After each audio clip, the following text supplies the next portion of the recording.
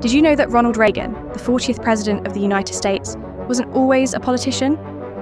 Before stepping into the Oval Office, he was a Hollywood actor and appeared in over 50 films and TV shows. Talk about a career switch.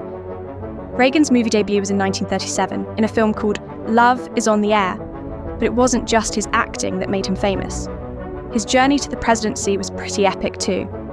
Born on the 6th of February, 1911 in Tampico, Illinois, Reagan grew up during the Great Depression, which really shaped how he saw the role of government in people's lives.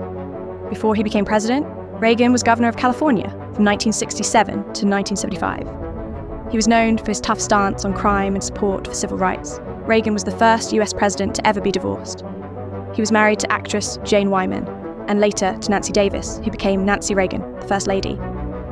But things got real scary for Reagan in 1981 when he was shot in an assassination attempt by John Hinckley Jr. outside a hotel in Washington, D.C. He made a full recovery and continued leading the country through some major moments. Reagan was known as the Great Communicator. On the world stage, Reagan is often remembered for helping end the Cold War.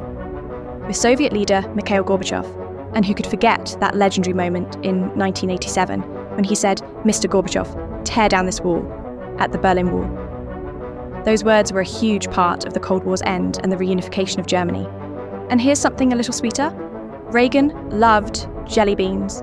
They became his signature treat, and he even had a favourite flavour, licorice. Maybe that's how he stayed so cool under pressure. Reagan was the oldest person to ever become president at the time, taking office at 69, and then he was re-elected at 73. He left office at 77, still full of energy.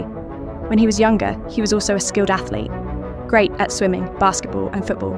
In fact, he even worked as a lifeguard, saving 77 lives while on the job.